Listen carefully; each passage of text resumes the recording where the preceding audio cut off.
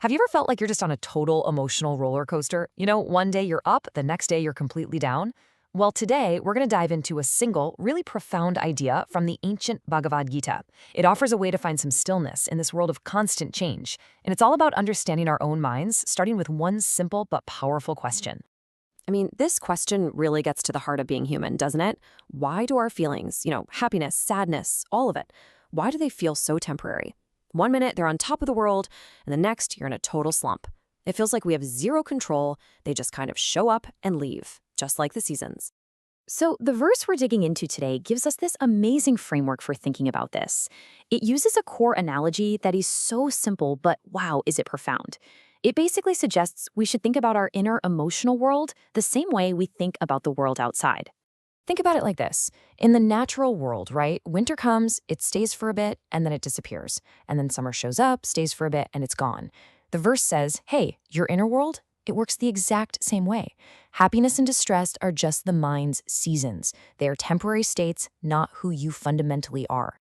And here it is, the heart of the teaching, straight from the Bhagavad Gita. It says, one must learn to tolerate them without being disturbed.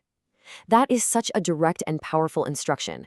It sees the problem. These feelings come and go, and it gives us a clear path forward. But okay, how? How are we supposed to actually do that? Let's break it down. So if our feelings are like seasons, what is it that makes the weather change? Well, the verse gives us a very specific cause. It all starts with our senses. There's this fascinating Sanskrit term for this, mātrā-sparśās.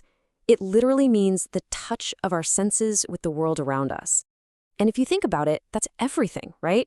The warmth of the sun on your skin, the sting of a harsh word, the taste of your morning coffee, these are all sensory inputs.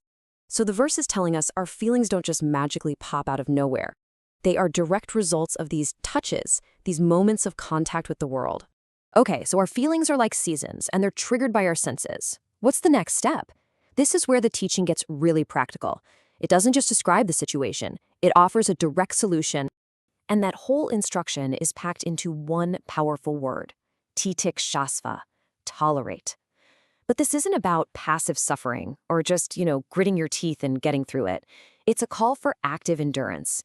It means learning to stay steady and centered, understanding that these feelings, both the good ones and the bad ones, are just passing clouds in the sky.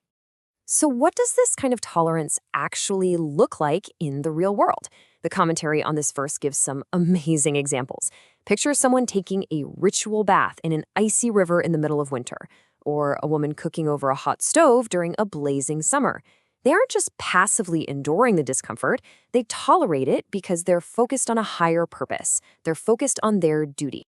And that right there brings us to the ultimate reason why this tolerance is so important. It's not just about our own personal peace of mind. It's the absolute key to fulfilling our responsibilities, especially when things get tough. And in the context of the Gita, things were about to get really tough. Now, you have to remember the context here. This advice is being given to the warrior Arjuna right on the brink of a massive civil war. As a kshatriya, a member of the warrior class, his sacred duty, his whole purpose in life, is to fight for what's right. It's his fundamental responsibility. But here's the devastating conflict for him. The army he's supposed to fight is full of his own family members, his teachers, his friends. The emotional winter he's feeling is absolutely crushing him. So this teaching is a lifeline. It's meant to give him the strength to tolerate that immense personal pain and still follow through on his duty. It's a powerful call to put purpose above personal comfort. And check this out. There's a really fascinating detail hidden right inside the verse itself. The way Arjuna is addressed isn't an accident. The names themselves are a subtle reminder of what he has to do.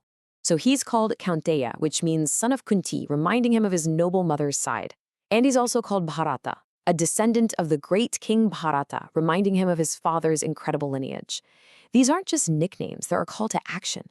They're basically saying, you come from a great heritage, and with that comes great responsibility. Remember who you are. You cannot avoid this.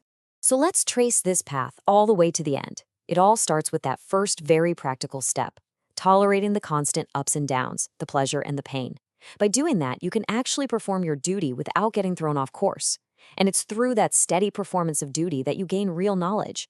This whole process, tolerance, duty, knowledge, is what ultimately leads to the final goal: liberation from the illusion, from the maya that tells us our temporary feelings are our true selves. And that leaves us with one last kind of mind-blowing idea to sit with.